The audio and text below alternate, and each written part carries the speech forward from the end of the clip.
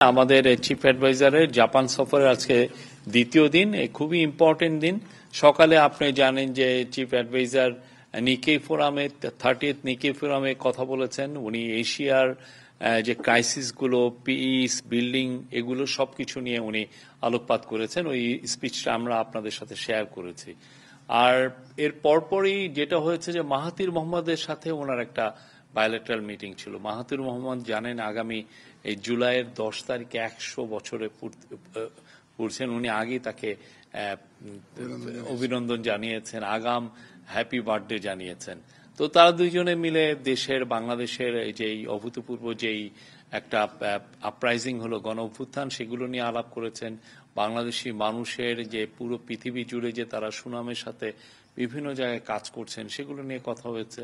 এবং বাংলাদেশ যে আসিয়ানের মেম্বারশিপের জন্য আমরা যে চেষ্টা করছি, প্রফেসর ইউনূস তাকে আন্তরিকভাবে অনুরোধ করেছেন যে উনি যাতে এই বিষয়টা দেখেন এবং উনি যেন উনার যে স্ট্যাচার, উনার যে সুনাম, সেটাকে ইউজ করে বাংলাদেশের হয়ে কথা বলেন। উনি বাংলাদেশের বিষয়ে খুবই, এবং বাংলাদেশকে ইনভাইট করেছেন, মাহাথির মোহাম্মদকে বাংলাদেশে ভিজিট করার জন্য ইনভাইট করেছেন। মাহাথির মোহাম্মদ এখনো স্ট্রং আছেন। মাহাথির মোহাম্মদ বলেছেন যে উনি বাংলাদেশের সারা জীবন বাংলাদেশের ফ্রেন্ড থাকবেন এবং বাংলাদেশের এই যে আসিয়ানের বিষয়টা দেখবেন। রোহিঙ্গা ক্রাইসিস নিয়েও মিটিং হয়েছে, আলাপ হয়েছে, অন্যান্য অনেক বিষয় নিয়ে আলাপ হয়েছে। আর শেষে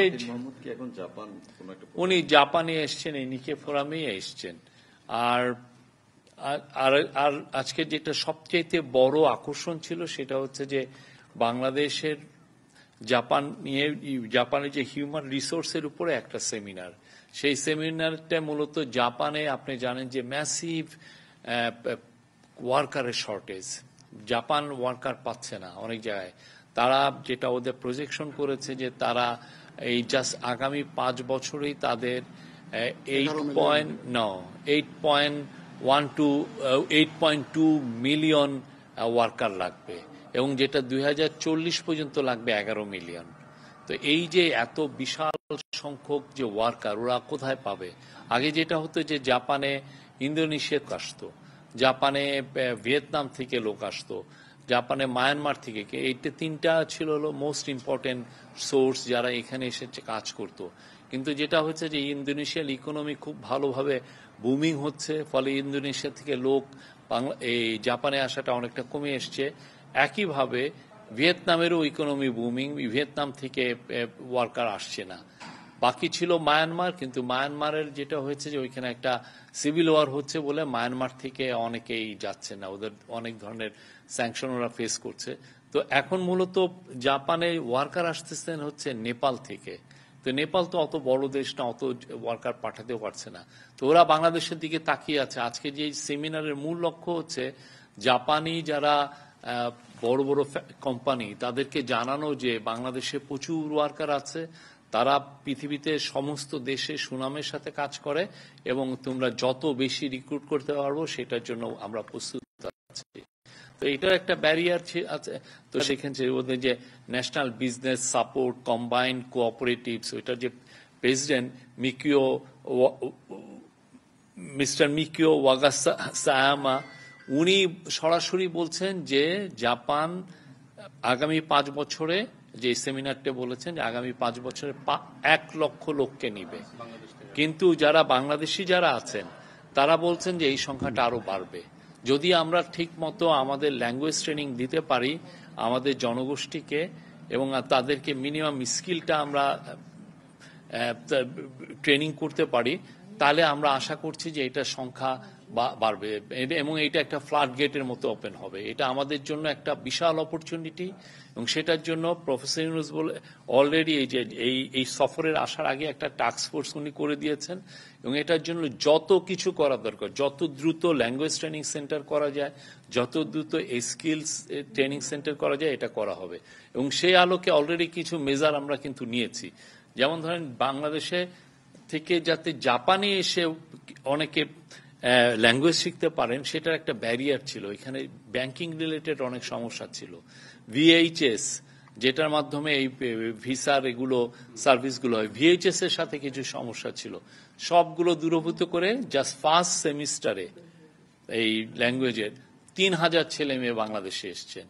তো আমরা আশা করছি যে এটা একদম অব্যাহত থাকবে, এবং এইটা যে আমরা যে দূরীভূত করেছি, আমরা মনে করছি যে পুরো এই বছরই 10,000-এর মতো ছেলে মেয়ে ল্যাঙ্গুয়েজ এখানে পড়তে আসবে, এবং ল্যাঙ্গুয়েজ পড়ার সাথে সাথে তারা এখানে চাকরিও পাবেন।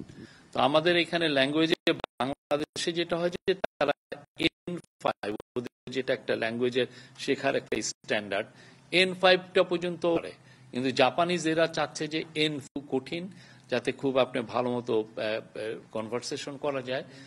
N4টা অ্যাচিভ করে যদি বাংলাদেশের থেকে আমরা পাঠাতে পারতাম, তাহলে এমনও হয় যে আমাদের লাখ লাখ ছেলে মেয়েকে পাঠানো যেত। কিন্তু এটা এত দ্রুত তো আর আমরা ল্যাঙ্গুয়েজ সেন্টার আমরা সেট আপ করে এটা করতে পারবো না। বাট প্রফেসর ইউনূস বলেছেন যে এটা নিয়ে সমন্বিত উদ্যোগ নেওয়া হবে, সরকারি এবং বেসরকারি সবাইকে উদ্বুদ্ধ করা হবে যে যাতে জাপানিজ ল্যাঙ্গুয়েজ সেন্টার বাংলাদেশে আরো প্রচুর হয়, ভালো ভালো জাপানিজ ল্যাঙ্গুয়েজ ট্রেনার আমরা তৈরি করতে পারি, যাতে এই সংখ্যাটা আমরা 1 লক্ষ না আগামী 5 বছরে এটা যাতে আমাদের 10 লক্ষ যদি হয়, 10 লক্ষ যদি আমরা পারি, এটা অলমোস্ট ইম্পসিবল, বাট আমাদের চেষ্টাটা থাকবে। প্রফেসর ইউনূস বলেছেন এটার চেষ্টাটা আমাদের করতে হবে। এটা একটা ফ্লাড গেটের মতো আমাদের জন্য ওপেন হচ্ছে। এরকম অপরচুনিটি বাংলাদেশে অনেক বছর আসে না। হ্যাঁ, এই অপরচুনিটিকে আমাদেরকে, আর আপনারা দেখেছেন আজকে সেমিনারে, পুরো সেমিনারের কোনোটা রুমের একটা চেয়ার পর্যন্ত খালি ছিল না। জাপানিজ যারা ইনভেস্টর, যারা কোম্পানিগুলো, যারা সত্যিকার ওয়ার্কার যাদের দরকার, পুরোটা প্যাক ছিল, তারা এসেছিলেন। সাথে যারা বাংলাদেশের যারা কিছু কিছু এখানে অনেক দিন ধরে এইখানে আছেন, তারাও ছিলেন। তারা ওইখানে, তাদের মধ্যে আজকে যে আপনারা দেখেছেন যে 2টা এমওইউ হয়েছে। এমওইউ হয়েছে মূলত আমাদের যে বিএমইটি, যারা স্কিল লেবার, সরকারি যে প্রতিষ্ঠান যারা স্কিল লেবার পাঠায়, বিএমইটির সাথে আপনার কথা হয়েছে। বাংলাদেশের মানে ম্যান পাওয়ার যারা পাঠানোর জন্য যেটা মেন এজেন্সি, তার সাথে এখানে বাংলাদেশ জাপানিজ যারা মিলে রিক্রুটমেন্ট এজেন্সি 2-3টা করেছেন, তাদের সাথে কথা হয়েছে, কেডিএস এবং আরো আর একটা প্রতিষ্ঠান। হ্যাঁ, এই জিনিসগুলো মানে এটা পুরোটা করা হচ্ছে যে যত দ্রুত স্কেল আপ। আমাদের যেটা আছে বাংলাদেশের যে জাপানি ট্রেনিং সেন্টার নাই তা না, আছে, কিন্তু তারা যে পরিমাণ স্টুডেন্টকে ট্রেনিং দিতে পারছে সেটা আসলে হচ্ছে আমাদের যে চাহিদার তুলনায় এটা খুবই কম। এবং আমরা দেখছি ওই যে ওইখানে একটা ইয়েতে আসছি যে 3,000, আরেকজন প্রতিষ্ঠানের মালিক বললেন যে 3,000 স্কিল লেবার বাংলাদেশের থেকে নেবেন। আর আমার 3,000 স্কিল লেবার দিতে হলে তার ওই যে জাপানের যেটা মেন ইস্যু, ল্যাঙ্গুয়েজটা আমি 3,000 লোককে খুব দ্রুত ল্যাঙ্গুয়েজ শেখাতে পারবো কিনা, সেটা একটা ইস্যু। তো সেই জন্য প্রফেসর ইউনূস দেশে ফিরে এটা নিয়ে আরো সমন্বিত উদ্যোগ নেবেন, এবং আমরা আশা করছি আগামী বছরগুলো জাপান হবে বাংলাদেশের one of the most important man power market. এটা বিনিয়োগের উপরে, এটা পরে কালকে সম্ভবত এটা কথাবার্তা হবে। বিনিয়োগের মিটিংটা আজকে হয়নি, এটা হচ্ছে ইয়ের উপরে মিটিং হয়েছে, ম্যান পাওয়ারের উপর মিটিং হয়েছে।